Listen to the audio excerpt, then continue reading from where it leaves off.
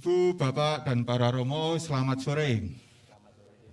Kita ketemu kembali dalam kelompok besar untuk acara pleno hasil rapat komisi-komisi.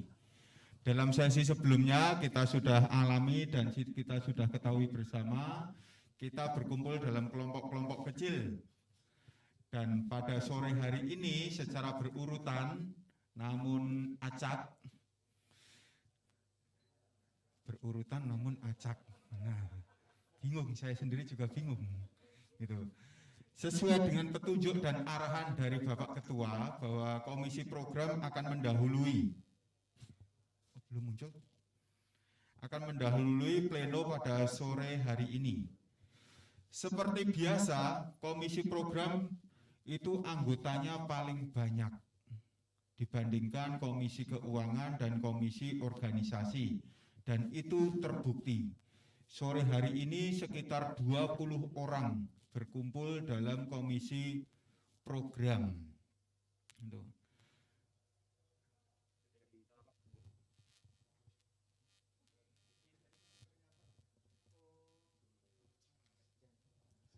PK nggak ada, bro. Nah, muncul kan. Baik. Mengenai dinamika yang terjadi pada kelompok program, tadi kami mencoba bersama untuk melihat mengenai presentasi dari Romo Heru, Ketua ASJI, presentasi mengenai program. Ada 3 slide yang dipresentasikan oleh Romo Heru. Yang pertama itulah dukungan untuk Yayasan Kanisius. Yang kedua dokumentasi praktek baik, yaitu hari studi. 3 mengembangkan jejaring perpustakaan digital, 4 itu mengenai UAP, 5 kolase di Kalimantan, 6 KKS SD, SMP, dan SMA, 7 mengenai penjaminan mutu, dan 8 itu adalah pembinaan guru, karyawan, dan murid secara kolaboratif. Dari apa yang dipresentasikan, akhirnya kami mencoba untuk memetakan lalu ditambah dengan beberapa masukan dari Romo Provinsial dan Pak Hadi Kasim yang kemarin sore itu mengantar kita dalam rapat kali ini. Akhirnya kami sepakat dari 11 poin itu kami mencoba untuk memilah dan memilihnya. Gitu. Ada beberapa tambahan tema. Yang pertama itu adalah mengenai tema tim safeguarding. Tema yang kedua itu adalah mengenai kolaborasi dengan alumni workshop balance scorecard. Itu beberapa tema tambahan. Lalu dari tema-tema tersebut terkumpul 11 tema. Akhirnya kami mencoba untuk namanya apa ya? Nunjuk jari. Voting. Nah, voting. Bingung biasanya tukang kayu. Akhirnya dipilihlah ini. Tim safeguarding, pembentukan tim safeguarding itu dipilih oleh 18 peserta dari 20 orang. Perpustakaan digital dipilih 17 orang.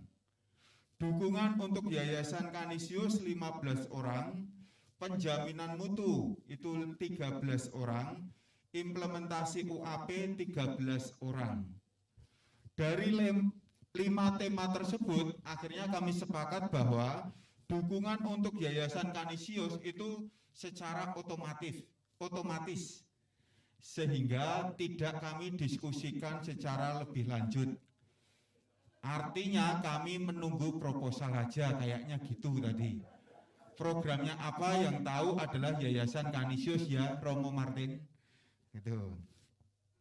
Nah, dari situ maka kami mempunyai 4 tema, yaitu pembentukan tim safeguarding, perpustakaan digital, penjaminan mutu, dan implementasi UAP. 18, 17, 13. Statusnya itu adalah lanjutkan semuanya. Dari 4 tema tersebut, akhirnya kami mencoba untuk membagi dalam kelompok-kelompok kecil. Ini atas ide dari Romo Kuntoro Adi. Akhirnya kami dibagi menjadi 4 kelompok. Masing-masing kelompok itu adalah 5 orang. Dan itu mendiskusikan selama hampir 1,5 jam terkait dengan tema-tema ini. Tema tim safeguarding, perpustakaan digital, penjaminan mutu, dan implementasi UAP. Maka pada kesempatan kali ini, presentasi akan disampaikan oleh juru bicara masing-masing kelompok. Saya rasa tim safeguarding itu akan disampaikan, presentasi akan disampaikan oleh Ibu Rini atau Bapak Yohanes ya? Bapak Yohanes dari Gonzaga. Tadi kayaknya ya Bu Rini. Oke. Bapak Yohanes yang akan presentasi, Ibu Rini selaku penulisnya, tapi nanti kalau Bapak Yohanes tidak berkenan, Ibu Rini akan menggantikan. Gitu. Lalu yang kedua, perpustakaan digital nanti akan dipresentasikan oleh Romo Andri. Ya, Romo Andri itu sebenarnya sudah mengajukan diri karena background pendidikannya itu mengenai perpustakaan juga. Gitu. Jadi pas, cocok. Gitu. Benar ya Romo Mario? Ya, oke.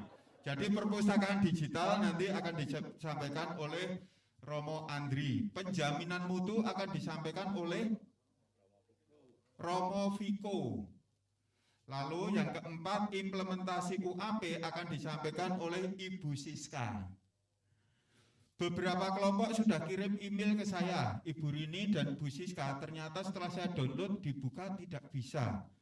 Maka silakan nanti membawa flash disk sendiri-sendiri atau laptop sendiri-sendiri untuk presentasi. Maka sekarang waktu dan tempat kami persilahkan kepada Bapak Yohanes untuk mempresentasikan mengenai tim safeguarding sesuai arahan dari Romo Kuntoro Adi tadi menyampaikan beberapa pertanyaan tuntunan.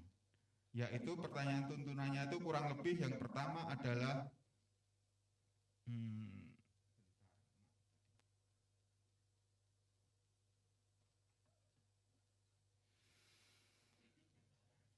yang pertama, menemukan arah dan tindakan yang tepat mencakup perumusan. 1. Prioritas atau sasaran. Itu adalah trust. Lalu yang kedua adalah outcome atau perubahan apa saja yang ingin kita lihat dengan memilih prioritas tersebut. Yang ketiga mengenai goals.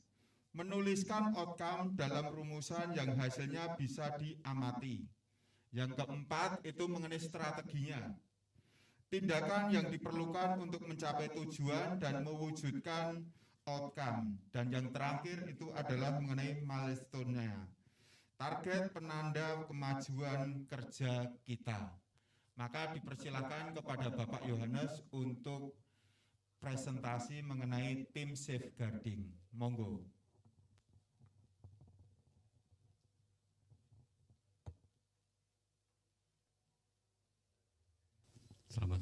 Selamat sore Romo, Bapak Ibu semua. Sebelum sambil menunggu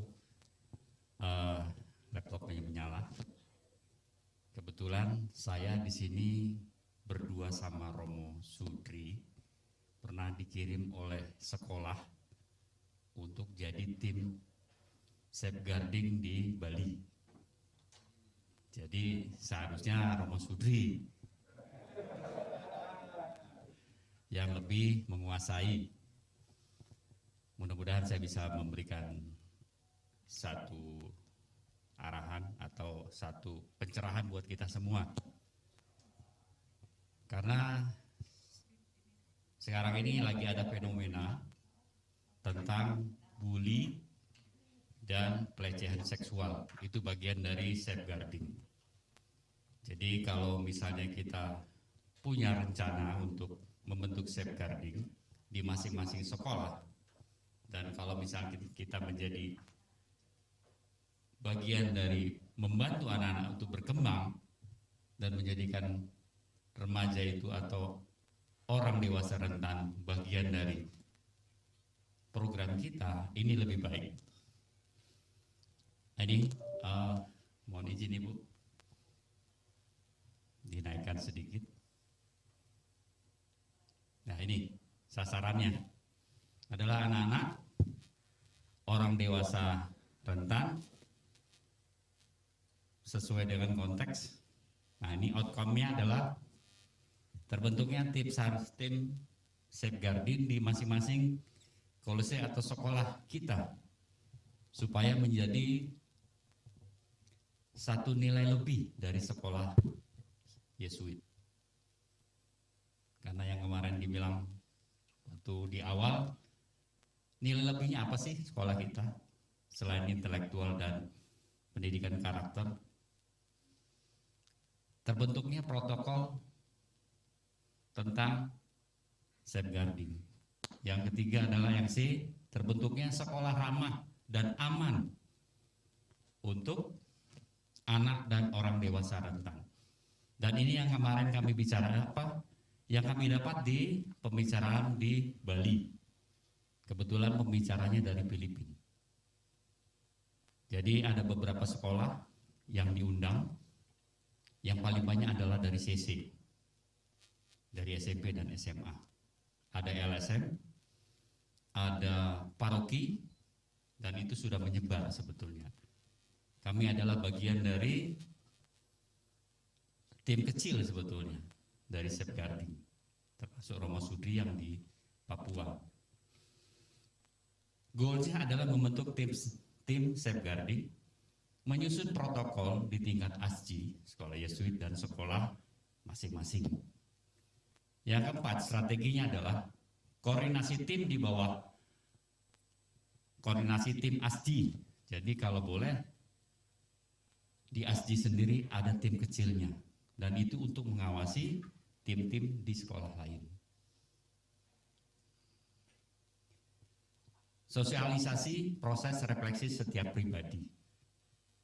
Implementasi. Yang keempat adalah monitoring. Dari atas ke bawah, ke sekolah, dari sekolah ke tim kecilnya, dan itu sangat berguna untuk kita semua, terutama di dalam melindungi anak dan orang dewasa rentan. Milestone-nya adalah memiliki protokol 2023.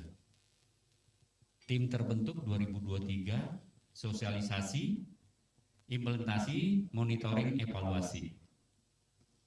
Ini sangat penting buat kita, nilai lebih dari sekolah kita.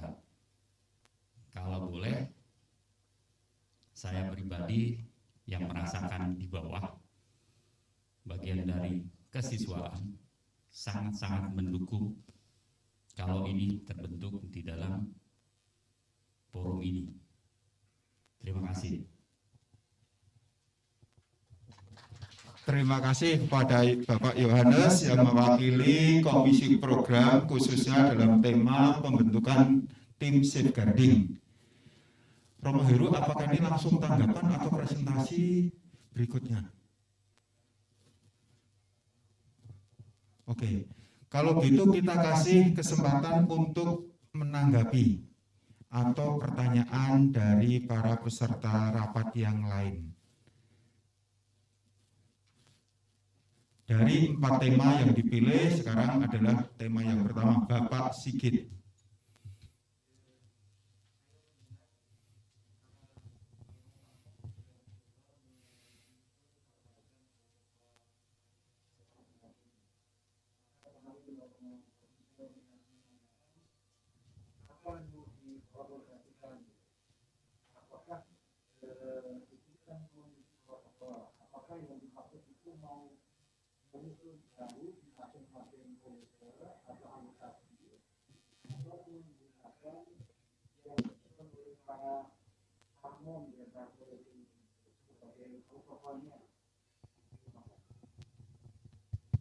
Oke, terima kasih Pak Sigit.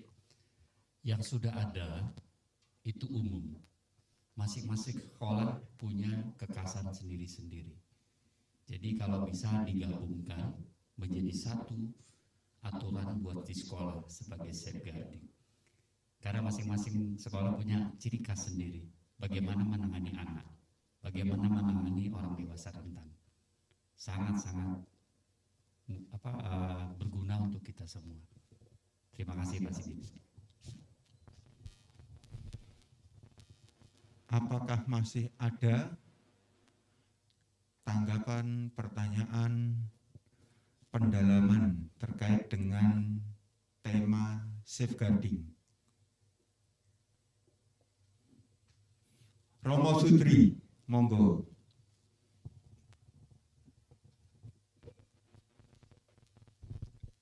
Waktu meeting di Bali, kita tahu bahwa di tingkat provinsi itu sudah ada tim koordinasi safeguarding. Nah, apakah tidak lebih baik dari top tim koordinasi safeguarding ASJI itu attach ke sana? Jadi tidak perlu tim lebih banyak lagi sehingga mereka bisa menggerakkan seluruh unit di provinsi. Ya, kemungkinan lain ya kerjasama dengan tim safeguarding provinsi yang sudah ada, tetapi rasanya mereka bisa itu bagian dari tanggung jawab kerjaan mereka waktu itu. Saya kira salah satu mandatnya demikian. Terima kasih. Baik, terima kasih atas masukan atau usulan dari Romo Sutri untuk menggandeng tim safeguarding provinsi. Kemarin yang disebut itu Romo Eko ya, Romo Eko Sulistyo. Tanggapan lain, Romo Mario, setelah itu Bapak Catur. Cuma terkait time frame-nya. Di situ banyak ditulis cuma 2023 ya. Tapi kalau misalnya sudah di ada bulan apa gitu di 2003 punya protokol tim terbentuk dan sosialisasi. Jadi sudah lebih spesifik dari segi target waktu. Baik, terima kasih. Minta tolong nanti kelompok tim safeguarding untuk lebih detailnya.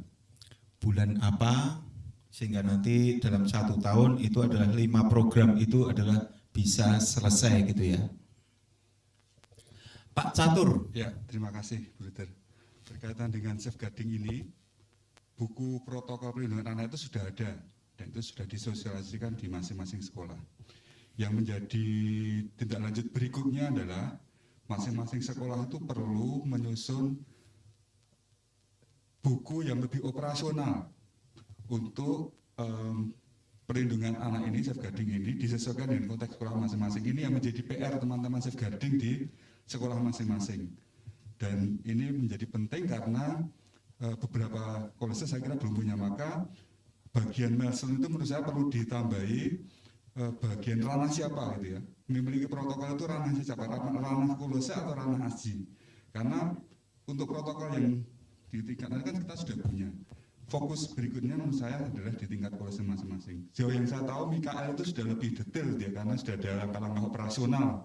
Itu yang kami pelajari di Debri itu dari dokumen yang dipunyai oleh Mikael. Mungkin Mikael nanti bisa cerita operasionalisasi dari protokol itu di tingkat kolese untuk Mikael. Nah itu yang dibutuhkan itu kira-kira mirip seperti Mikael itu. Terima kasih. Terima kasih atas masukan dari dari Pak Catur yang sekaligus memberi usulan atau tugas kepada Romo Istanto dan tim untuk berbagi pengalaman Romo mengenai pembentukan tim safeguarding, bukan hanya pembentukan tetapi juga implementasi protokolnya. Apakah dari SMK Mikael Surakarta, Pak Sumadi, Pak Marioto, atau Romo Istanto? Monggo kalau mau berbagi.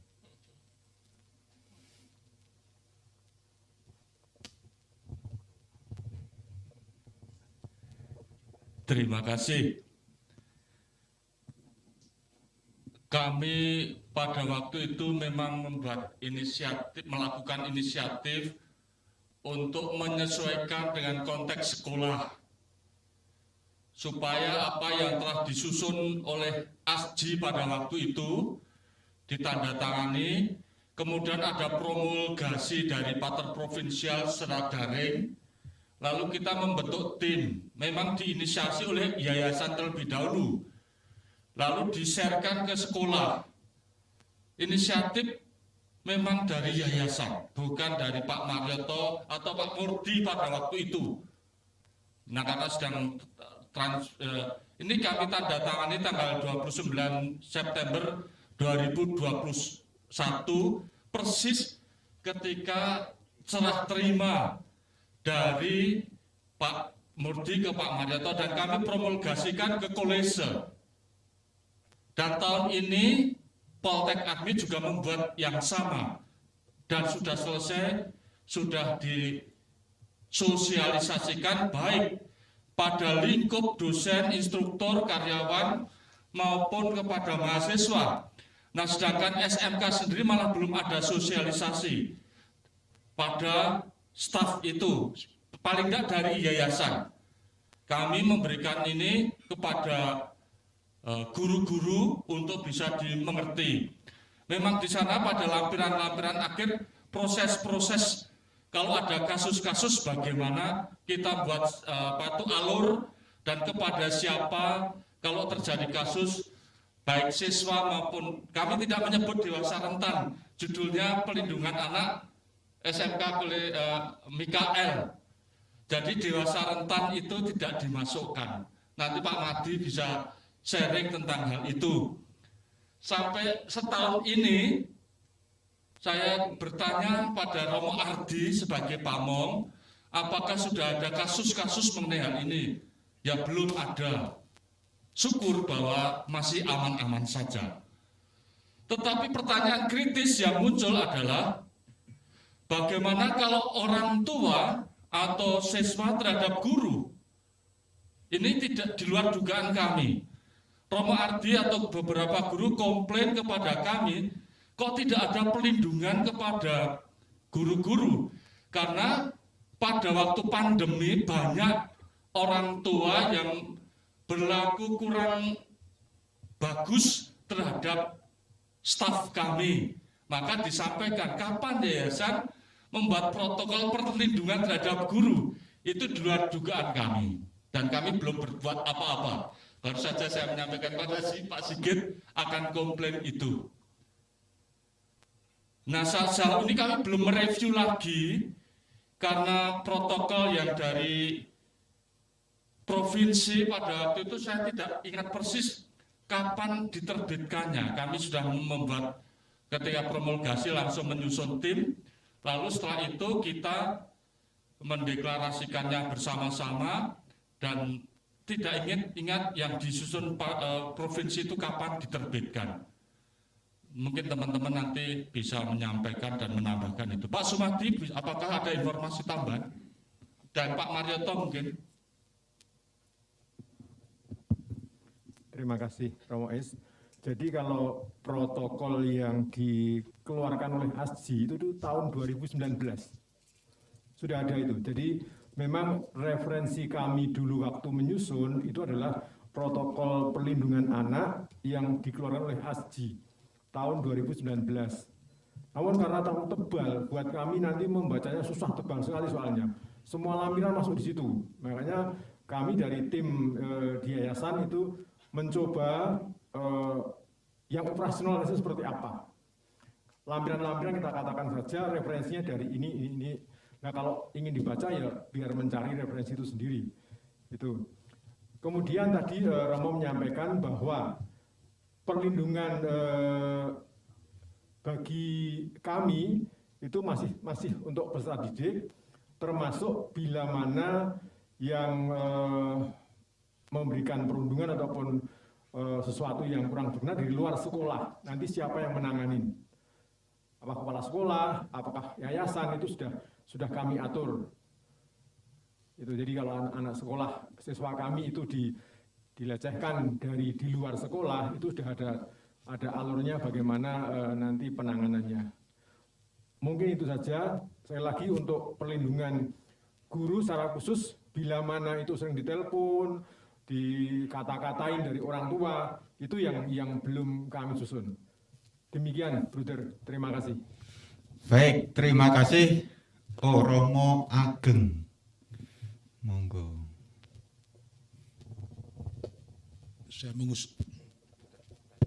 Saya mengusulkan bahwa tahun 2019 waktu ASI menyusun itu berdasarkan dokumen dari Amerika, polisi Amerika dan juga dari GCAP. Dan itu cukup kuat.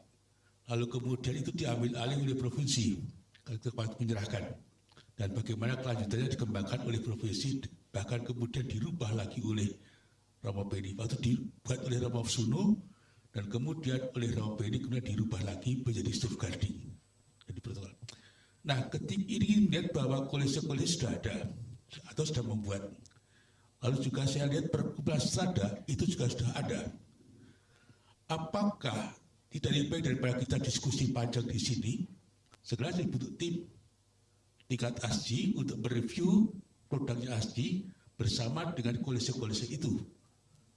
Lalu kemudian bagaimana hubungannya dengan safeguarding yang provinsi. Nah, safeguarding provinsi itu memang khas Jesuit ya, karena itu mengambil alih dari GCAP maupun yang dari Serikat Universal. Dan itu ditambah sini. Intinya bahwa ada perlindungan, tidak ada untuk anak saja, tetapi semua yang menjadi tanggung jawab yang dipelihara atau harusnya diperhatikan oleh para imam atau bruder Serikat Yesus dalam karya. Jadi juga ada termasuk Bapak Ibu guru dan sebagainya, termasuk yang harus dilindungi. Nah itu yang edisi kedua dari Strada itu dimasukkan unsur guru. Menurut saya benar, segera aja dibentuk tim untuk mereview ini dan kemudian mana akan menjadi pedoman. 2019 ASJI itu mengatakan diri sebagai pedoman karena ASJI tidak mempunyai otoritas untuk menindak ke bawah. Dan pedoman itu yang akan diterapkan secara operasional masing-masing sekolah. Demikian juga yang dari provinsi, kalau masuk ke sekolah itu tetap akan menjadi pedoman untuk kemudian operasional pada sekolah. Usulnya begitu. Jadi tim antar kolese dan ini tim tingkat ASI juga ada untuk mereview semuanya ini supaya tidak ada begitu banyak dokumen-dokumen yang berseliweran ini. Terima kasih. Baik, terima kasih kepada Romo Ageng. Romo Heru mau menanggapi atau merangkum ini semua tadi? Enggak? Saya hanya menggarisbawahi mengenai apa yang sudah susah payah juga disusun oleh teman-teman, ya. Jadi kita tidak mulai dari nol. Maka saya kira usulan Romo Ageng ini paling realistis.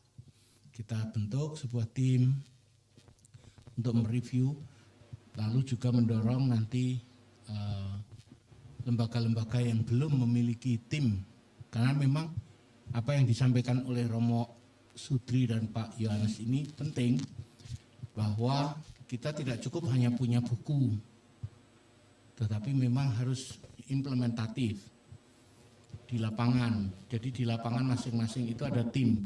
Nah, memastikan adanya tim yang melaksanakan ini dan itu, saya kira tim kerja di bidang safeguarding ini memang mendesak untuk dibentuk. Terima kasih. Baik, terima kasih. Nanti kita akan rumuskan untuk menjadi rekomendasi dari Rapim kali ini dengan dibantu oleh Bapak Sigit biasanya itu. Nah.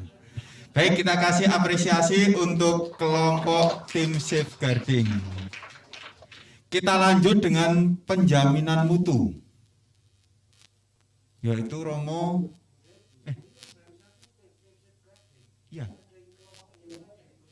Iya, penjaminan mutu. Jadi tim perpustakaan digital dulu ya. Jadi ada 4 tim dari kelompok program tim safeguarding, tim perpus digital, tim penjaminan mutu, dan tim UAP. Ini nanti akan presentasi semua. Monggo Romo Andri.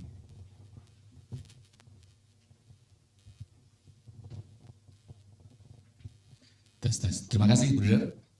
Para Romo, Bruder, Bapak Ibu, selamat sore.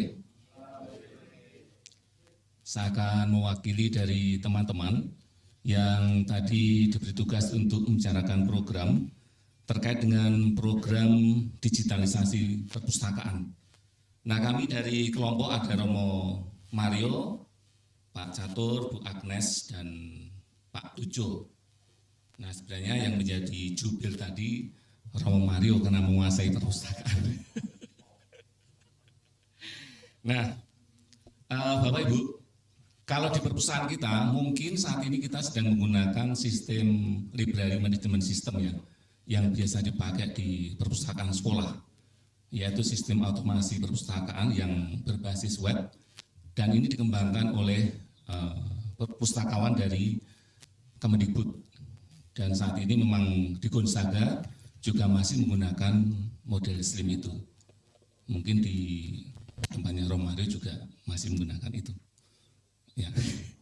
Nah, impian kita tentu saja kita ingin mempunyai sistem yang dapat diakses secara bersama-sama, ya, yaitu sistem digitalisasi perpustakaan.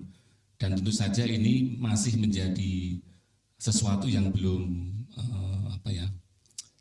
belum jelas gambarannya seperti apa bentuk servernya juga. Tetapi dalam rencana kami itu nanti ada rencana ke depan setelah pertemuan ini kami akan mencoba untuk berbicara secara internal dulu dari tim yang sudah ditunjuk untuk mengembangkan program digitalisasi perpustakaan ini untuk bersama-sama berbicara tentang langkah-langkah ke depan seperti apa. Nah, sebagai PIC itu nanti ada saya, Pak Catur, Romo Mario, dan Pak Tujo. Nah, kemudian untuk ke depan, kami akan mencoba untuk mengundang seluruh pustakawan yang ada di masing-masing sekolah, kolese. Ya. Dalam arti di sini adalah ada perwakilan dari masing-masing sekolah, diharapkan 2 orang pustakawan, diajak untuk berembuk bersama. Jadi sebelum mereka dibawa pada sistem digitalisasi ini, kita akan bersama-sama mendengarkan sharing terlebih dahulu. Dari masing-masing pustakawan akan menyampaikan bagaimana kondisi perpustakaan masing-masing sekolah, termasuk dengan sistem yang digunakan saat ini seperti apa. Nah, bagaimana mungkin mereka akan bisa untuk memberikan masukan untuk program digitalisasi perpustakaan itu akan seperti apa yang dikehendaki oleh para pustakawan.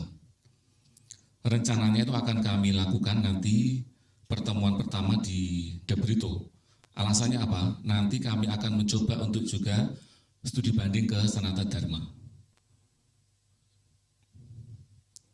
Kemudian langkah selanjutnya adalah mencoba untuk mencari vendor. Apakah nanti akan kerjasama dengan alumni dari sekolah Yesuit atau juga dengan Sanata Dharma sendiri. Ya. Nah, dalam hal ini yang masih kita bicarakan adalah terkait dengan servernya. Nanti akan disimpan di mana? Apakah di CC atau di Sanata Dharma? Nah, termasuk dengan vendor ini seperti apa? Apakah vendor developer atau juga vendor cloud gitu ya? Belum kita bicarakan lebih dalam hal ini. Kemudian setelah itu kita akan juga mengajak dari vendor yang mungkin sudah dituju itu untuk bersama-sama diskusi dengan para pustakawan. Ya. Ini secara online. Kemudian setelah itu akan ada sosialisasi perpustakaan digital ASCI secara online. Kalau ini sudah terbentuk, bentuk vendornya seperti apa, ataupun kesepakatannya sudah disepakati bersama akan dibentuk seperti apa itu. Nah, kemudian setelah itu terjadi akan ada monitoring secara berkelanjutan, memastikan apakah programnya itu sudah bisa dijalankan atau masih ada kendala atau bahkan mungkin ada banyak hambatan di situ. Kemudian juga dalam hal ini memastikan seluruh program yang kita rencanakan itu dapat dilaksanakan dengan baik. Nah, sebagai gambaran, kami akan mencoba untuk menganggarkan terkait dengan rencana-rencana kami, yaitu terkait dengan pertemuan pustakawan. Ini diperkirakan butuh dana total 352 juta, ya, terkait dengan vendor, kemudian server, dan juga narasumber.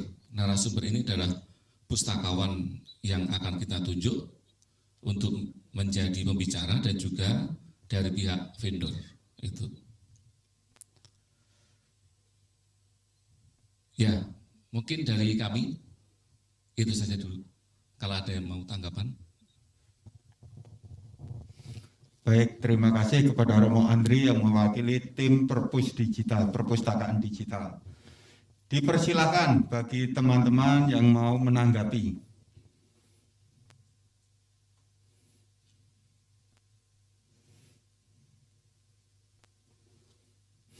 Ibu Nini, monggo.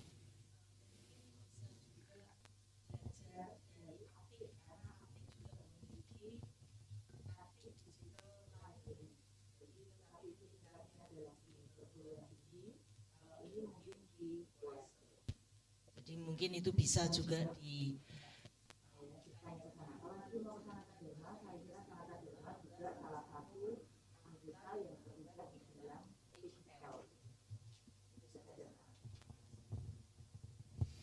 Terima kasih atas masukannya, Bu Nini. Silakan bagi teman-teman yang lain.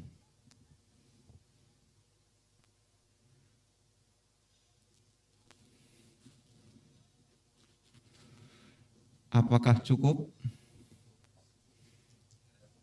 Jelas ya? Baik, kalau gitu kita kasih apresiasi untuk kelompok Perpus Digital. Sekarang kita lanjut kepada penjaminan mutu. Monggo, Romo Viko.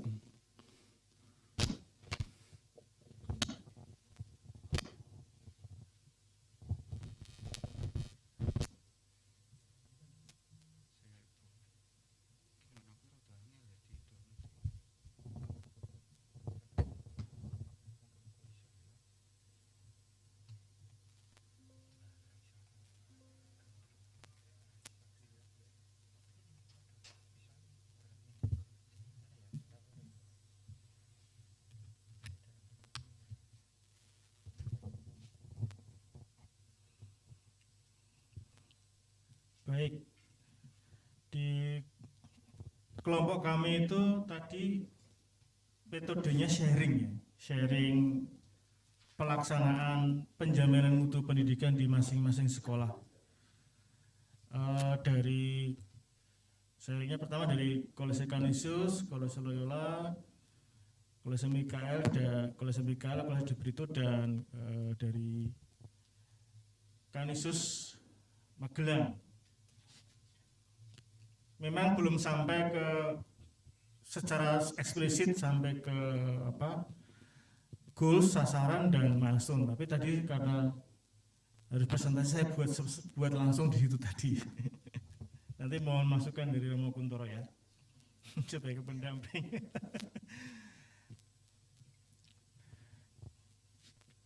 Sebenarnya penjaminan mutu pendidikan ini sudah lama dipromulgasikan oleh ASJI, hanya memang dalam pelaksanaan itu tadi ada yang mengatakan memang tersendat-sendat dan belum sepenuhnya terbentuk dengan sungguh-sungguh. Nah, ini konteks Kolese Canisius, Pater itu mencarikan sudah dimulai di level yayasan, hanya pelaksanaannya masih dalam proses. Outputnya juga belum. Kemudian di Kolese Mikael sebenarnya sudah ada sejak 2002 menggunakan sistem manajemen ISO. Lalu karena dari pemerintah ada sistem penjaminan mutu internal SPMI, maka sistem manajemen ISO itu disesuaikan. Di SPMI itu ada dua tim pengembang dokumen dan auditor. Dan di Kolese Mikael sudah ada SOP melaksanakan tadi pengembangan dokumen 8 standar dan auditor 8 standar itu.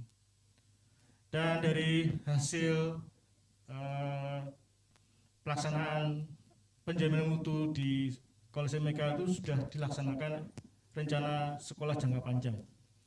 Dan ada monitor sebulan sekali. Kalau tidak keliru ya, nanti dikoreksi.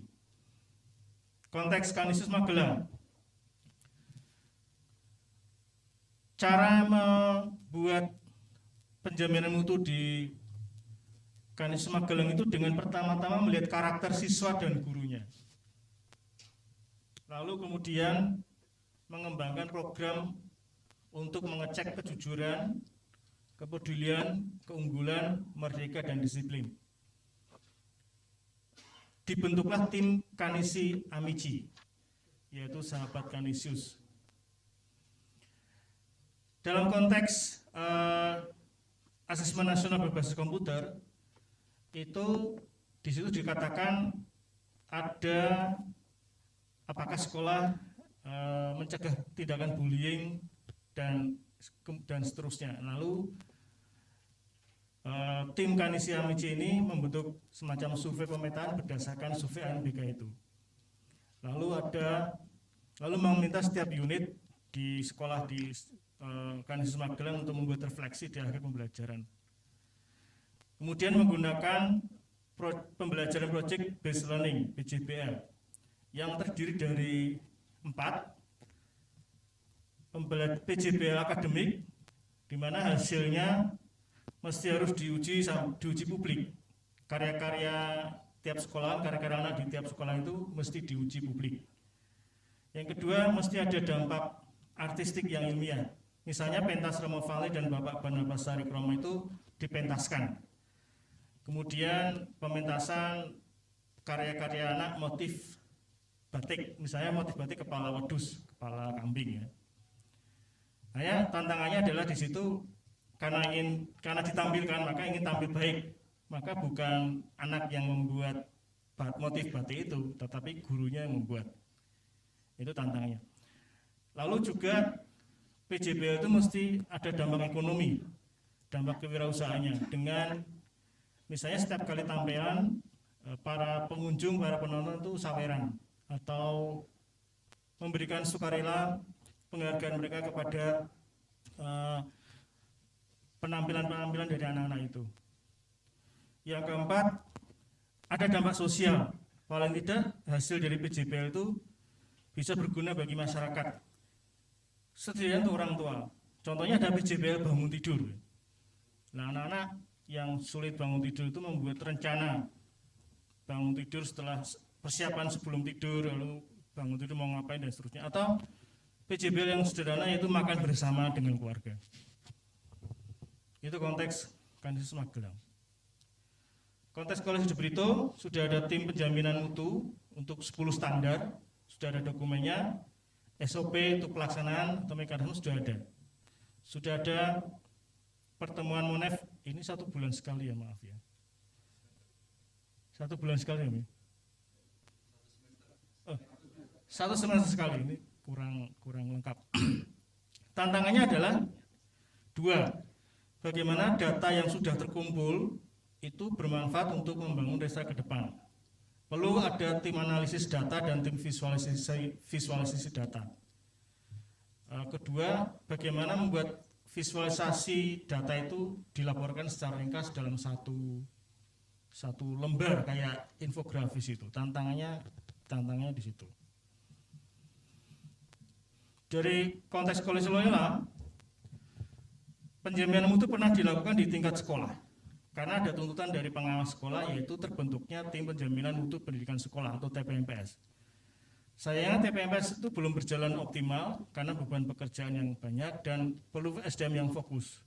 Tambahnya memang ada 1 litbang yang paling tidak sudah melakukan assessment evaluasi dari setiap kali kegiatan anak-anak, kegiatan kesiswaan itu ada evaluasi masukan pengguna atau misalnya pengguna itu misalnya anak-anak, orang tua, atau kalau edufair itu ya tenan mengenai pelaksanaan kegiatan tersebut. Selalu ada feedback yang disusun agar kepanitiaan atau ketua panitia atau sekolah tahu sejauh mana kegiatan itu efektif atau tidak.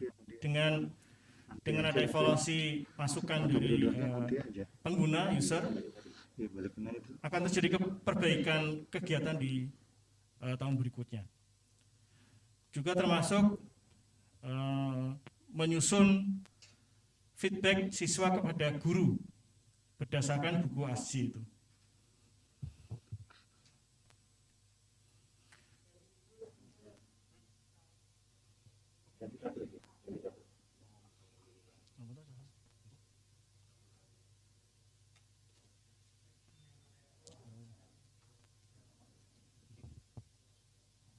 Ini pakai laptopnya Buder ini.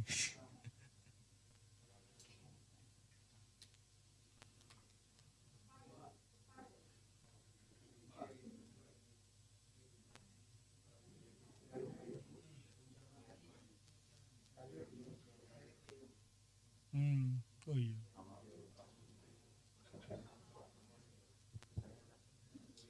Jadi pastinya di download dulu itu, baru nanti dibukanya pakai PPT. Ini soal bukanya bukan pakai PPT ini, bukan kabel.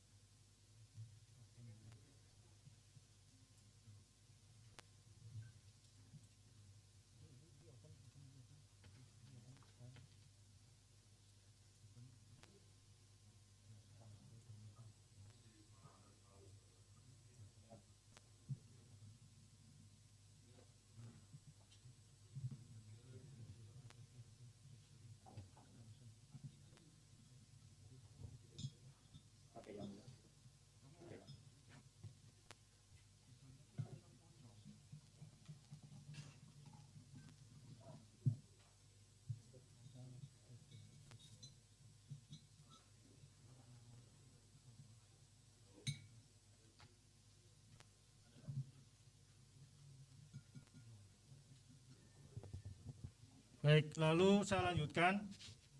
Konteks pendidikan nasional itu Kemendikbudristek menerbitkan rapor pendidikan. Rapor pendidikan ini semacam potret sekolah yang diambil berdasarkan hasil ANBK setiap tahun sekali, lalu kelengkapan data pokok pendidikan Dapodik, kemudian sekolah mengirim setiap bulan Desember, setiap Desember itu penjaminan mutu pendidikan sekolah. Ada semacam survei dari yang melakukan adalah Balai BB PMP. Itu biasanya 3 itu sumber rapor pendidikan 3, ANPK, Dapodik, dan PMP yang dikirim sekolah ke Badan Balai BB itu apa ya? Lupa saya. Penjaminan mutu ya, penjaminan. Ya. Lalu yang terbaru dari rapor pendidikan ini, setiap sekolah diminta mengklik juga APD ya, anggaran pendapatan D-nya itu lupa saya. Jadi sekaligus di laman rapor pendidikan itu ada rapor pendidikan dan lapor APD. Lalu APD ini diserahkan kepada dinas, termasuk rencana kerja sekolah untuk tahun kedepannya. Ini konteks pendidikan nasional, bagaimana setiap sekolah ada rapornya.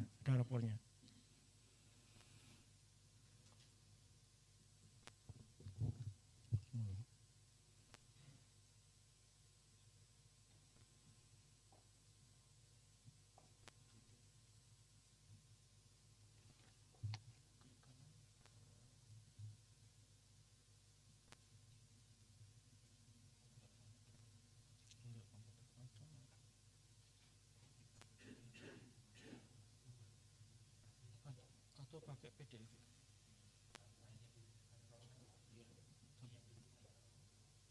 Tapi ini kami nggak ada extensionnya. Saya ini aja, saya apa namanya? PDF.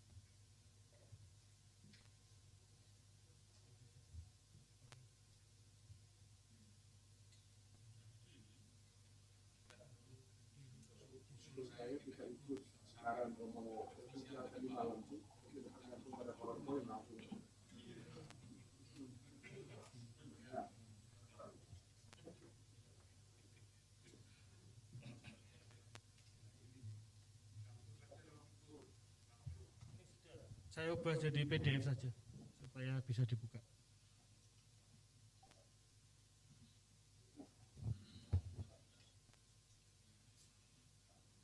Baik. Yang kami bicarakan secara tersirat itu sasarannya terbentuknya tim penjamin mutu yang memperhatikan SPM eksternal maupun internal di masing-masing lembaga.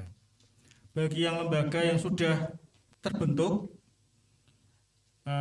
optimalisasi tim penjamin mutu yang sudah terbentuk di tingkat yayasan untuk menanggapi tantangan-tantangan yang dihadapi.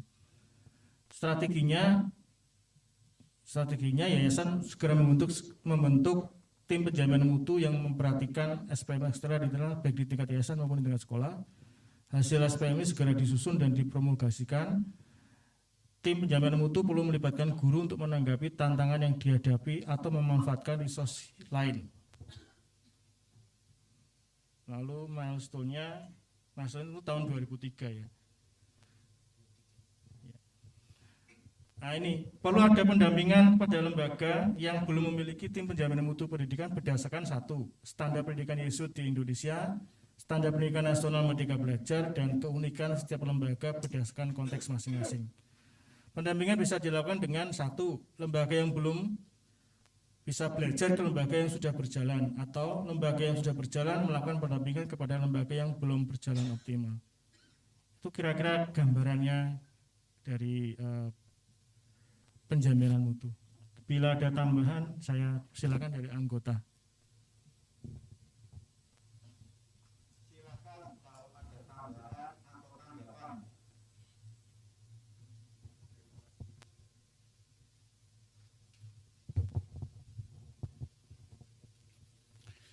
Bapak Ibu, para Romo dan Bruder, banyak terima kasih. Tim tadi mencoba untuk bercerita satu sama lain, dan kita mencoba untuk membuat list apakah yang pertama tim penjamin mutu sudah ada, yang kedua dokumennya apakah sudah ada, yang ketiga apakah sudah dilaksanakan, lalu hasilnya apakah sudah mempengaruhi kinerja atau memberikan bantuan untuk membuat perencanaan selanjutnya. Dan yang menarik itu adalah bahwa kita melihat ada yang beragam. Ada yang sudah melaksanakan, ada yang hampir melaksanakan, ada yang melaksanakan dengan cara yang berbeda, khususnya dengan konteks yang baru. Dan ada 2 konteks baru yang tadi dilihat, yaitu terkait dengan Merdeka Belajar dan juga terkait dengan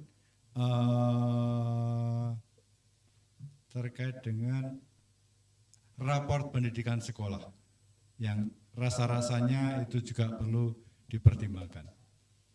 Dan Romo Danang tadi sharing, titik tolaknya adalah raportnya seperti apa, yang kita punya apa, lalu mulainya dari sana.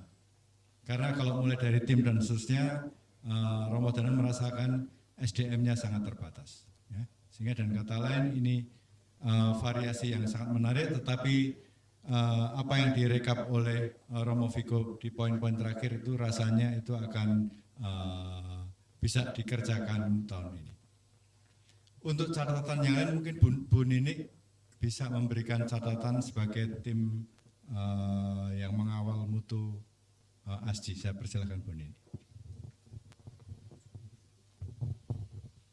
Terima kasih Romo Gun, karena sebetulnya hal yang baru adalah yang nomor 2, karena waktu tim ini bekerja mulai berjalan belum masuk yang Merdeka Belajar. Tapi kalau dikaitkan dengan keunikan dan standar pendidikan Yesuit Indonesia, saya kira itu sudah dipahami. Artinya kita juga sudah ada rujukan untuk digunakan. Lalu memang selain dari standar pendidikan nasional Merdeka Belajar, seperti yang misalnya terimplementasi di De Brito, itu kan menggunakan 8 standar SNP itu, tetapi kemudian keunikan itu sudah difasilitasi dengan tambahan 2 standar yang lain, begitu. Lalu menurut saya, karena sebetulnya secara umum isinya itu semua teman-teman mestinya ya sudah tahu, bahan cukup banyak. Sekarang tinggal bagaimana implementasi, karena tadi rekomendasinya ada 2, artinya diminta bantuan dari yang sudah mengimplementasikan untuk mendampingi yang ingin mengimplementasikan, dan yang pertama tadi adalah yang mau mengimplementasikan mau belajar. Jadi tampaknya ini kan dari 2 sisi. Nah, supaya itu berjalan, maka mungkin saya tidak tahu bagaimana caranya supaya itu jelas siapa yang belum dan mau belajar kemana, begitu. Dan kira-kira siapa PIC dari masing-masing kolese. Khususnya tentu saja yang akan diminta untuk mendampingi itu siapa saja dan mendampingi siapa. Yang kedua adalah yang mau didampingi itu pengen belajar kemana. Kalau ini tidak dikonkretkan, maka nanti begitu 1 semester lewat cepat sekali, tahu-tahu sudah ganti semester baru lagi dan belum ada tindak lanjut, begitu. Seingat saya yang belajar di De Brito itu selain Bruder Marsono juga Romo Sudri.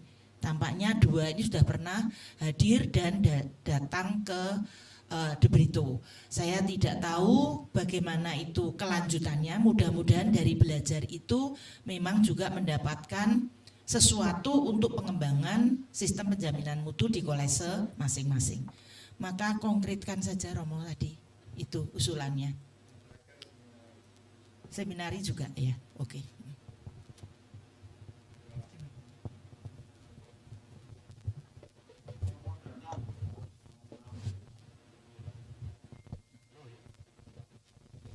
Terima kasih, Bruder. Magelang juga sedang belajar dari De Brito, terutama tentang karakter itu tadi. Nah, saya ingin memberi latar belakang saja kenapa dari Kanisius Magelang itu 2 hal itu ya, karakter dan PJBL. Karakter itu mengikuti nilai dasar Kanisius, disiplin, jujur, unggul, peduli, merdeka, itu baik untuk murid maupun untuk guru. Lalu kami memetakan, sebelum memetakan kami membuat tim namanya Kanisi Amici, yang artinya sahabat-sahabat Kanisius. Yang didampingi nanti termasuk alumni. Bagaimana kesan alumni terhadap SMA, kesan SMA terhadap alumni Kanisius Magelang. Karena berdasarkan cerita-cerita guru-guru di SMK, PL, atau Marsudi ini, yang dari Kanisius itu ndugal, tidak disiplin, sering bolos. Nah, ini gawat ya, maka kami membentuk Kanisi Amici. Lalu Merdeka Belajar, PJBL. Seperti apa PJBL yang berkualitas? 1, penilaiannya adalah berpusat pada akademik. Kalau belajar tentang wedus, Ya ada berapa jenis wedus di dunia ini. Di mana saja itu udah langsung buka peta, belajar geografi, lalu belajar tentang cabai. Cabai itu dari mana, masuk ke Indonesia kapan, botanikalnya apa. Itu harus dipelajari secara akademik. Nah lalu diuji publik ke kampus misalnya. SMP Kanisius Muntilan itu tema besarnya Bethlehem Van Java, topiknya itu ada Romo Vanlit, Romo Sanjoyo, dan Barnabas Sarikromo. Ini sudah jadi, bahkan sudah ada buku digitalnya. Tetapi kalau mau lebih valid lagi, mungkin perlu diujikan oleh mungkin guru-guru, dosen-dosen dari Sadar. Gitu. Kalau tentang pangan, mungkin dari teknik pangan Unika, sehingga sungguh akademik. Lalu punya dampak artistik, kreatif, ilmiah. Kalau kita pentas Romo Vanlit itu berdasarkan penelitian sejarah Romo Vanlit, bukan ngarang-ngarang, bukan asumsi, tetapi berdasarkan penelitian ilmiah. Kemudian punya dampak ekonomik, sosial. Indeks entrepreneur Indonesia itu sangat rendah, karena kita tidak dibiasakan sejak dini anak-anak untuk terjun dalam bidang entrepreneurship. Lalu dampak sosial itu berguna bagi masyarakat. Kalau kita belajar tapi tidak berguna, itu gawat. Ini latar belakangnya, ini mengantisipasi ANBK misalnya. Ada pertanyaan, apakah kamu mendapatkan diskriminasi, dibully? Sekali ada anak yang menjawab gitu, sekolah akan runtuh ya. Sekolah sekelas kolese kita yang rankingnya di atas awan pun bisa terjun bebas kalau di ANBK ada anak yang menjawab kena diskriminasi, dibully, gurunya tidak peduli, itu juga hancur. Itu terjadi di Magelang. 5 besar sekolah negeri di Kabupaten Magelang itu ada yang terjun bebas sampai ranking 30. Karena ternyata di sekolah negeri itu banyak bullying, banyak diskriminasi. Sampai kepala sekolahnya dalam rapat itu katanya marah-marah. Ini ANBK soal seperti apa? Tetapi sebaliknya SMP Kanisius Muntilan ya lumayan bisa mendongak ya. Karena terdongkrak. Kita dibiasakan murid menyapa, lalu guru juga menyapa, tidak ada bully, kalau ada bully pun diselesaikan dengan baik. Ini ternyata mendongkrak. Lalu akreditasi terkait PJBL, ini juga kalau PJBL masih ditentukan oleh gurunya, sampai kapanpun level akreditasi kita akan rendah. Maka membiasakan PJBL, pembelajaran, kurikulum bahkan ditentukan sendiri oleh para siswa, dan memang harus diajarkan sejak dini ya, sejak SD anak membiasakan diri saya mau belajar tentang ini. Karena kalau enggak akreditasi kita rendah, dan akreditasi tertinggi itu kalau ada evaluasi dan refleksi. Maka di Kanisius Magelang unit-unit di jam pelajaran terakhir itu mereka harus menulis evaluasi dan refleksi, baik oleh wali kelas maupun ada yang tertuntun di ruang guru membacakan pertanyaan-pertanyaan. Ya sudah ada beberapa yang jalan, ada yang belum, ada yang jalan tapi kadang bolong-bolong, tapi itu harus dimulai. Itu saja tambahan dari saya, terima kasih. Baik, terima kasih. Romo Edu akan menanggapi penjaminan mutu.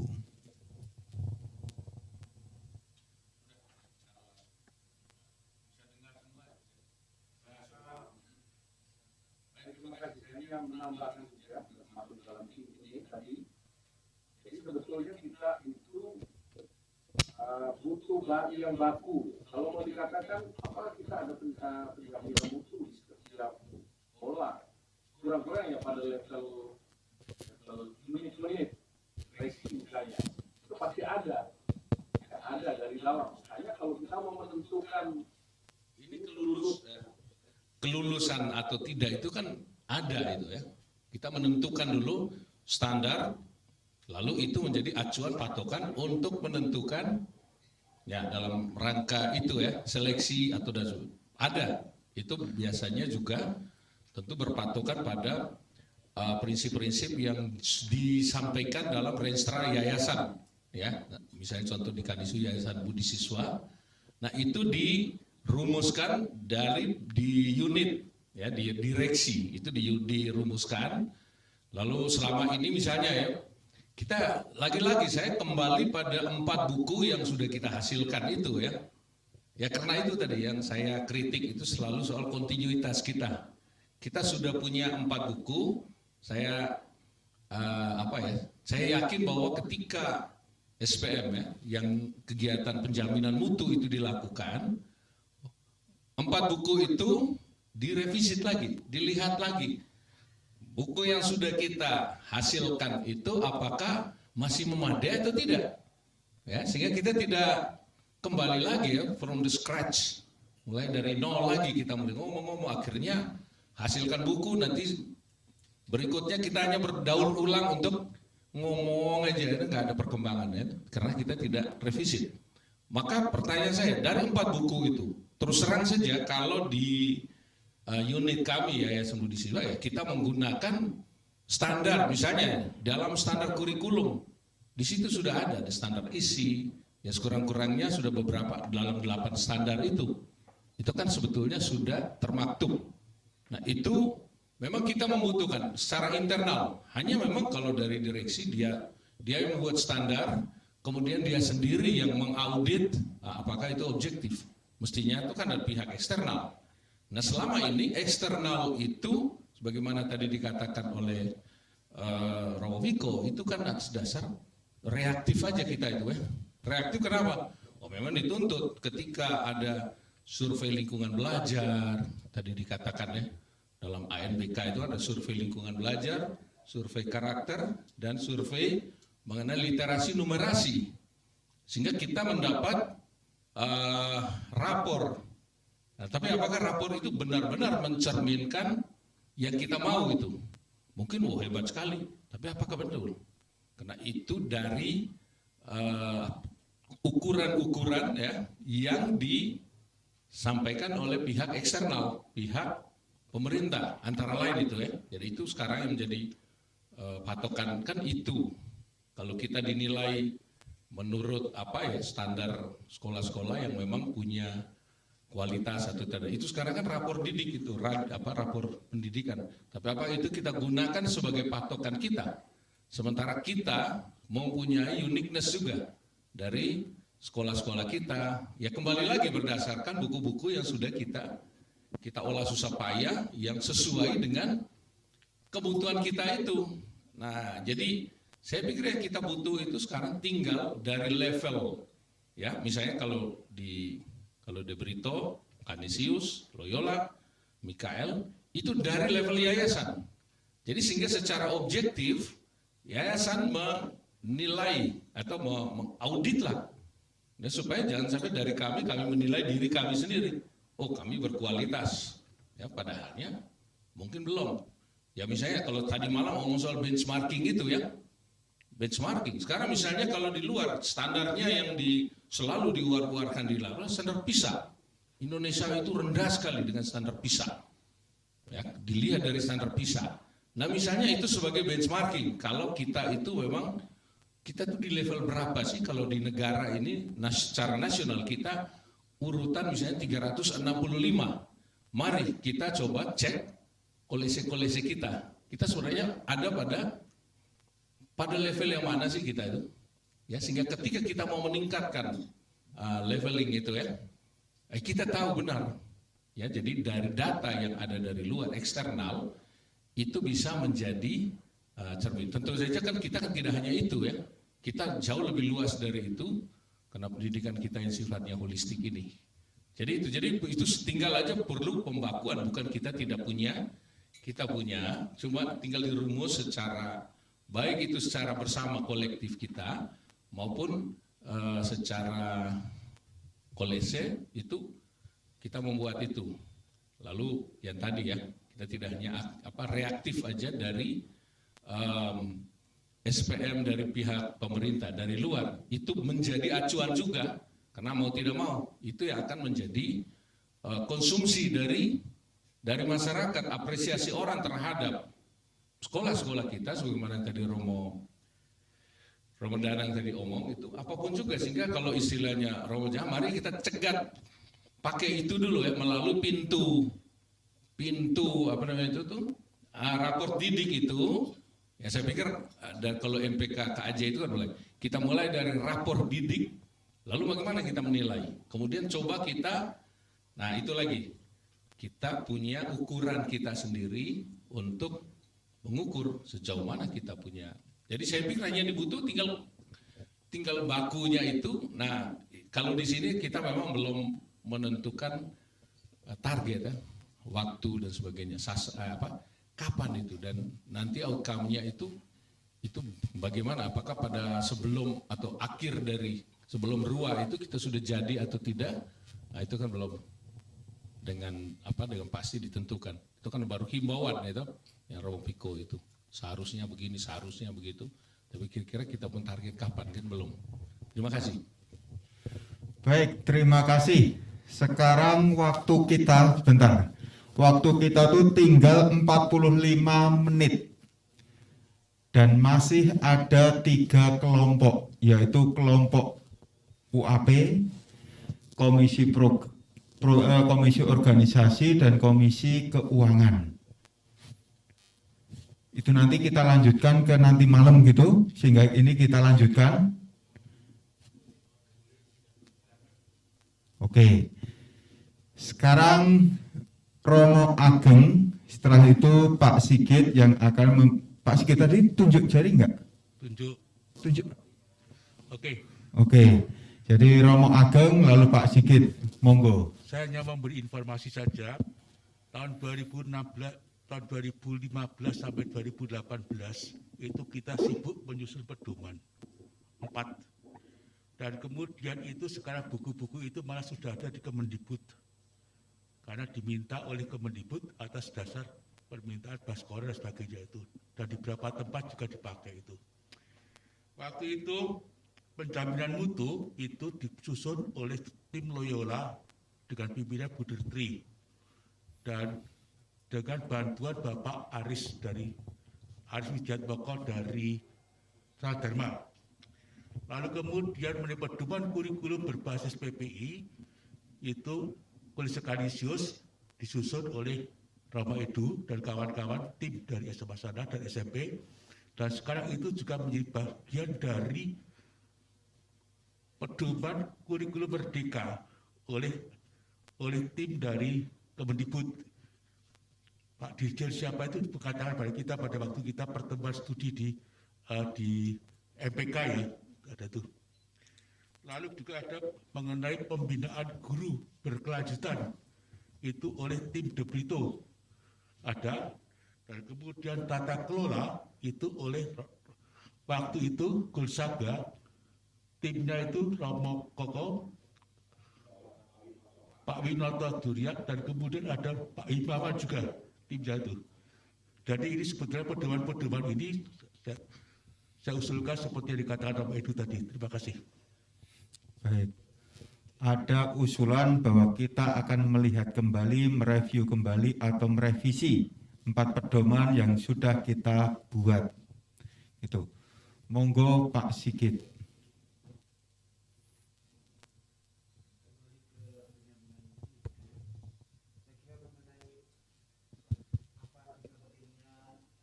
Lalu bentuk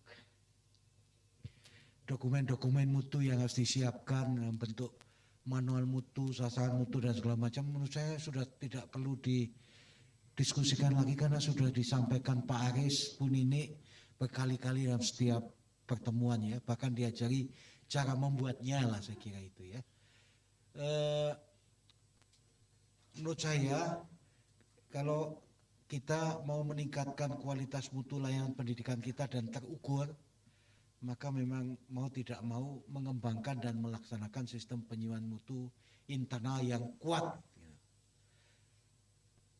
Itu. Nah, saya setuju konkret yang sampaikan Bu Nini, saya kira dipetakan saja siapa yang mau belajar ke Kolese Kanisius, pokoknya tempat-tempat yang dianggap sudah mengembangkan dan melaksanakan sistem penilaian mutu internal secara baik. Siapa yang harus ke Debito dan tim, jangan perorangan, dan harus tekun, karena membangun satu sistem penilaian mutu internal yang baik itu butuh ketekunan luar biasa.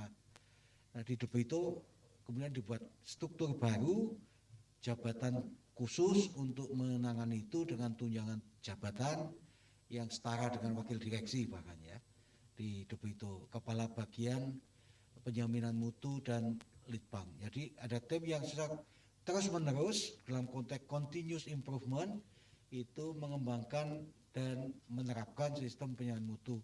Tidak ada sistem penilaian mutu internal yang sekali dilaksanakan langsung baik, karena butuh dibangun dan dikembangkan, butuh waktu beberapa tahun, dan saya kira butuh ketekunan yang luar biasa. Debito untung saja karena posisinya ada di Jogja dan Pak Aris itu ada di Jogja, sehingga setiap saat dengan mudah direpoti untuk datang ke sekolah mendampingi tim yang memang diangkat oleh yayasan untuk mengembangkan itu. Jadi konkret saja siapa tim yang akan dikirim atau mengundang untuk secara tekun dalam jangka waktu yang terukur itu mulai untuk melaksanakan, mengimplementasikan sistem penjaminan mutu internal. Saya usul saya itu.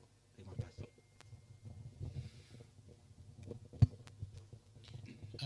Menyambung yang dikatakan Pak Sigit dan Romo Ageng serta Romo Edu, saya menggarisbawahi bahwa kita sudah punya uniqueness standar dalam bentuk dokumen.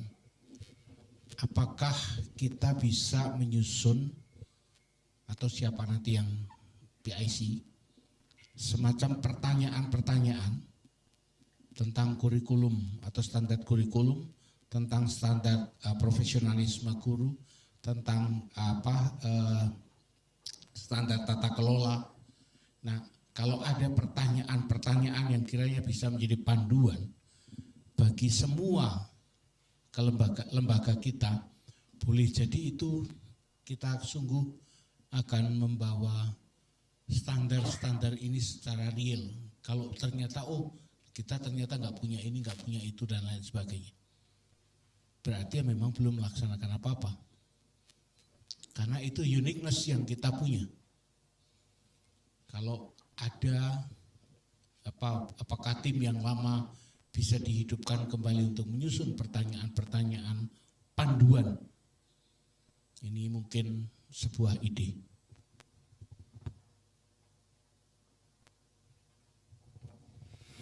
Baik, beberapa catatan saya rasa sudah ada di bagian notulen, gitu, dan itu nanti akan dipelajari dalam perumusan rekomendasi yang akan disponsori oleh Romo Heru selaku ketua pengurus, gitu. Jadi nanti saya rasa nanti malam ya, setelah selesai semua presentasi, kita akan mencoba kembali membaca beberapa catatan itu tadi untuk merumuskan rekomendasi-rekomendasi.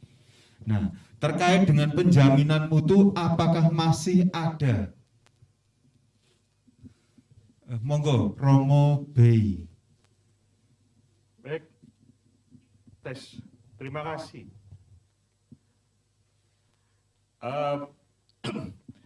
Bunda Marsono, para Romo, Bapak Ibu, saya kira betul apa yang dikatakan Bu Nini itu masalah penjaminan mutu itu masalah eksekusi. Bahkan di Strada sendiri ada satu orang yang diberi tanggung jawab untuk sebagai register begitu ya, untuk Monef ya. Dan juga terkait dengan standar-standar yang ada sesuai dengan kebutuhan pemerintah itu memang dirumuskan secara serius dan dieksekusi. Bahkan untuk Renstra di 2024-2034 kami membahasnya itu bukan hanya dari pihak internal Perkumpulan Strada. Kami mengundang sekitar 16 orang ahli untuk bahkan mencermati sebagai konteks bagaimana kami merumuskan itu semua. Dan kami memastikan bahwa wakil direktur, kepala-kepala bagian di Perkumpulan Serada itu mengawal secara ketat setiap rupiah yang kami dapat dari orang tua dalam bentuk SPP dan uang pangkal, supaya itu dijamin mutu kualitas pelayanan kami. Dan bahkan kami mengujinya dengan IKP, Indeks Kepuasan Pelanggan, plus dengan rasa bangga dalam IKU 51D. 5D1, wah itu bagian monem langsung hafal, saya hanya ngetes saja. Artinya, kami serius dengan 74 sekolah, dan kami tanda petik dengan beberapa lulusan Kasbul dari Lampung, itu kami naruh nyawa kami di depan. Artinya kami berhadapan dengan orang tua, berhadapan dengan murid, berhadapan dengan pemangku kepentingan untuk penjaminan mutu ini. Dan kami memastikan dengan program-program itu, dari sisi pembinaan, bahkan pendampingan murid, itu juga lewat kejuaraan-kejuaraan itu teruji. Kami dalam tahun lalu dapat 1057 medali di tingkat provinsi, di tingkat nasional, dan tingkat internasional. Artinya kami serius dengan penjaminan mutu ini. Maka saya mengamini apa yang dikatakan Bu Nini, eksekusi, kawal, dan diukur. Itu saja, terima kasih. Terima kasih, itu sebagai penutup diskusi kita penjaminan mutu. Kita kasih apresiasi untuk tim penjaminan mutu. Terima kasih Romo Viko dan tim. Tetapi bahwa seperti yang tadi kami sampaikan, bahwa catatan-catatan dari rekan-rekan itu nanti akan coba kami baca, kami pertimbangkan untuk merumuskan rekomendasi untuk tahun depan.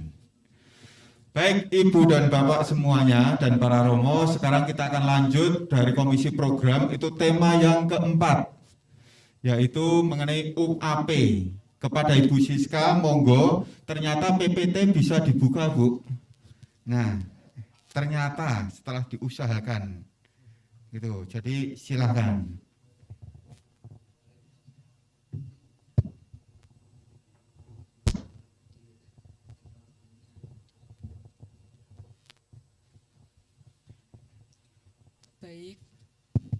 Baik, terima kasih Romo, Bapak dan Ibu. Selamat sore. Saya akan mencoba memaparkan hasil diskusi kami. Sebenarnya sih tadi yang mau memaparkan Bruder Marsono, tetapi karena Bruder Marsono sebagai moderator tidak double-double gitu. Terus menginstruksikan ke saya. Saya akan mencoba memaparkan terkait hasil diskusi kami untuk implementasi UAP. Dasar kami seperti yang sudah dijelaskan di awal tadi ya, perumusannya nanti mencakup 5 komponen ini. Terus hasil rekap diskusi kami, mungkin Romo, Bapak dan Ibu sudah mengetahui bersama ya, implementasi UAP tersebut ada 4 komponen. Yang pertama adalah jalan menuju Tuhan, kedua berjalan bersama kaum miskin, ketiga pendampingan terhadap kaum muda, dan yang terakhir adalah bumi sebagai rumah kita. Dari diskusi kami memprioritaskan pada pendampingan terhadap kaum muda. Dengan tujuan karena apa? Implementasi pendampingan terhadap kaum muda ini itu akan meliputi juga 3 komponen yang lainnya. Caranya seperti apa? Kita bisa mendampingi kaum muda, bagaimana caranya mendekatkan diri kepada Tuhan. Itu di komponen yang pertama, jalan menuju Tuhan. Di yang kedua, berjalan bersama kaum miskin, kita juga bisa mendampingi kaum muda bagaimana peduli terhadap sesama kita, terhadap kaum duafa, terhadap kaum miskin yang membutuhkan perhatian lebih dari kita semua. Sesuai dengan sasaran yang kelima di atas, prioritas pertama kita penjelajahan bersama kaum muda tadi. Prioritas yang ingin kita utamakan adalah para siswa dengan melibatkan komunitas sekolah, baik guru dan karyawan. Kemudian perubahan yang ingin dicapai itu yang pertama, menunjukkan kemampuan berdiskresi, menunjukkan kemampuan kompetensi outstanding, menunjukkan manusia berbela rasa, menunjukkan komitmen tinggi dalam hidupnya, tidak terjadi perundungan, siswa gembira dalam proses KBM, dan siswa bertindak jujur. Kemudian goals atau tujuan yang ingin dicapai yaitu menerapkan atau melaksanakan profil siswa 4C dan hidup rohani dalam aktivitas sehari-hari.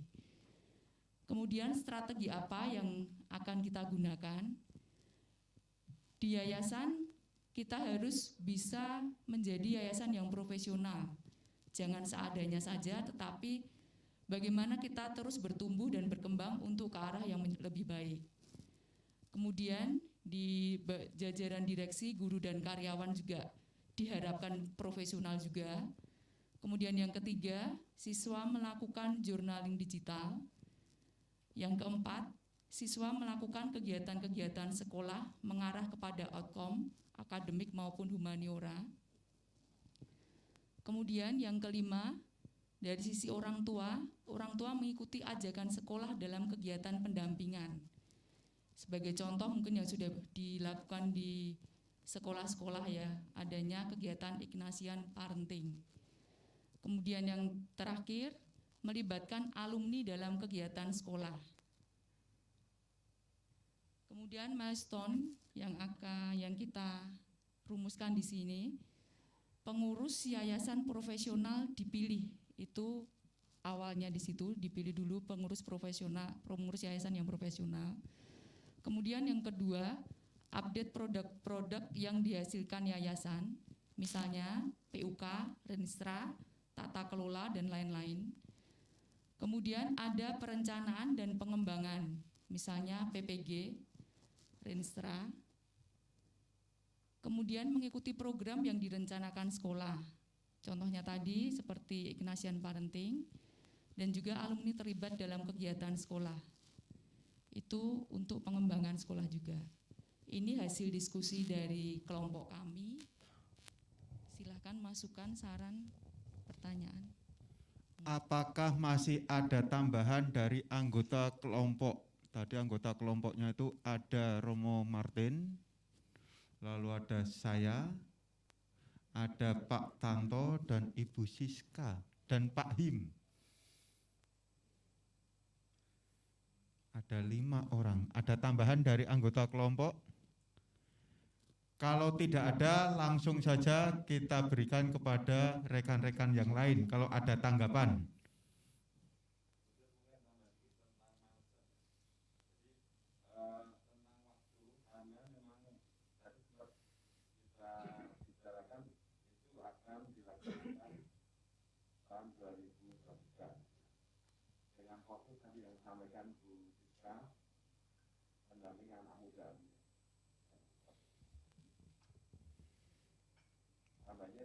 Baik, terima kasih.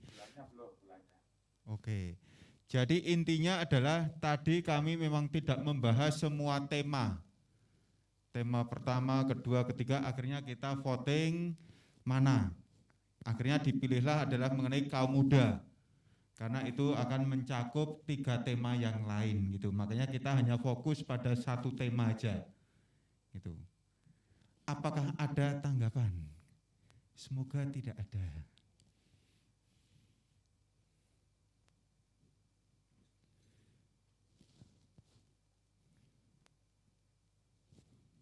Romo Kuntoro atau Romo atau Bu Nini?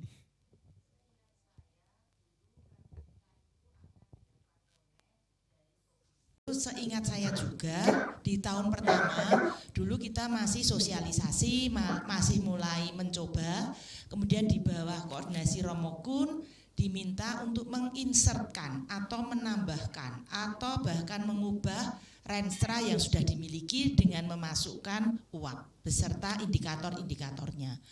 Nah, kalau ini nanti memang akan diserahkan ke masing-masing sekolah, ada template kegiatan, apakah juga ada template untuk monitoring? Apa yang tadi saya tidak tahu yang dulu sampai di mana? Saya kira Romo Kun yang waktu itu diminta, dan kita di Debrito pun juga rapat beberapa kali untuk pembaharuan yang terkait dengan Renstra, dan mesti ada tambahan-tambahan indikator baru. Maka mungkin kalau tadi akan menyiapkan template kegiatan, mungkin juga ada template untuk memonitor sebetulnya sudah sejauh mana UAP itu diimplementasikan dan hasilnya apa ketika kita sekarang mungkin sudah masuk tahun ke-3 atau tahun ke-4. Karena itu nanti targetnya sampai 10 tahun. Mungkin itu tambahannya, saran Buder dan Baik, Romo terima Kun. kasih. Romo Kun mau menambahi?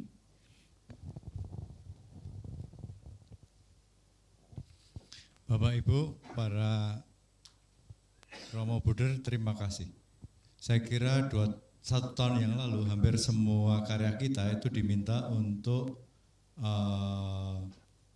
sharing tentang UAP, dan kemudian hasil sharingnya itu dikumpulkan ke tim perencanaan provinsi itu ya Bu ya. Nah, kemudian dari sana itu ketika sudah dikumpulkan itu pada bulan Juli yang lalu, draft, istilahnya itu draft yang berasal dari semua karya itu kemudian direkap ya. Dan menariknya itu adalah bahwa UAP ada, tetapi kemudian juga dikembangkan dan dikemas secara lebih baru. Ada 3 hal, yaitu yang internal, yang eksternal, lalu juga bagaimana keterlibatan untuk karya-karya Yesuit di Asia Pasifik. Itu yang ada.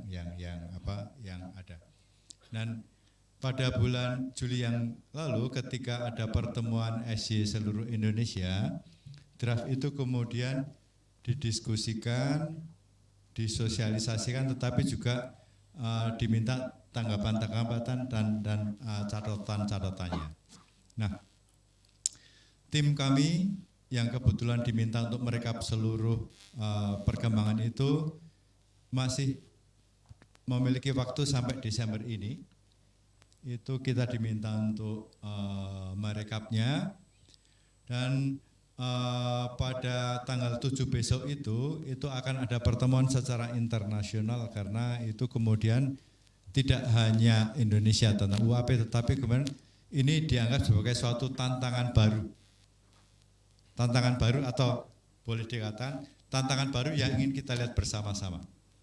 Supaya apa? Supaya paling tidak itu kita memiliki cara menanggapi yang baru karena keadaannya baru, tetapi tidak asal mengulang dengan pendekatan yang lama.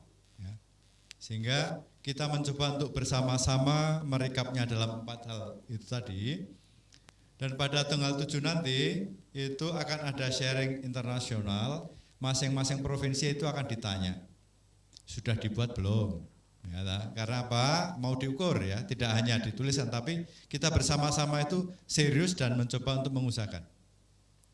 Dan sama seperti kita di sini, ada yang sudah mengerjakan, ada yang belum.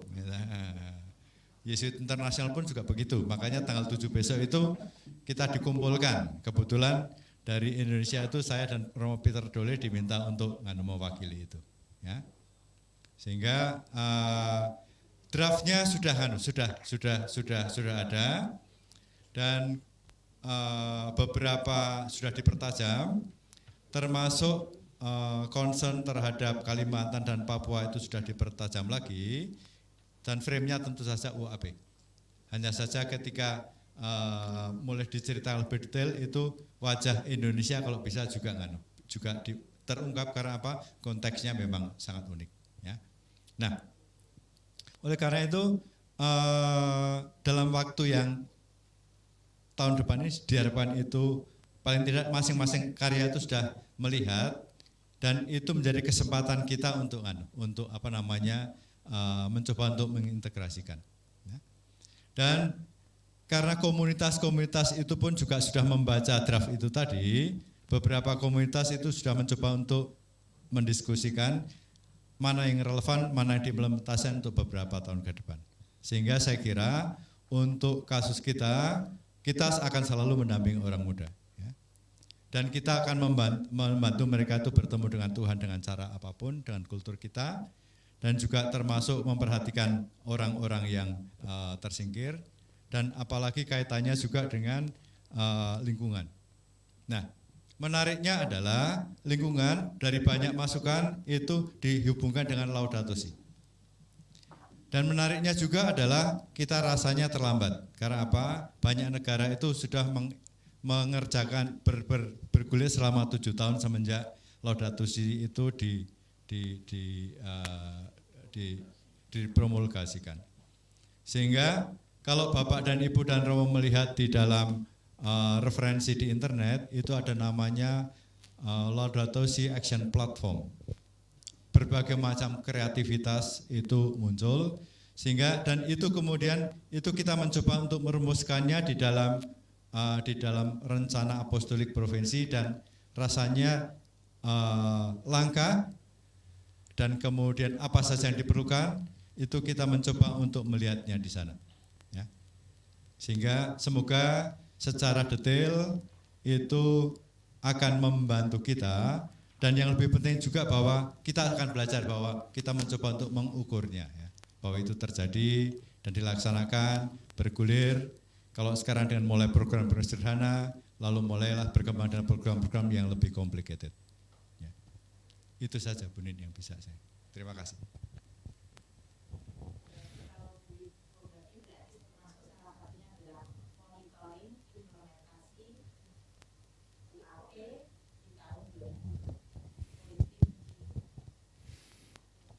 Setuju, Bu.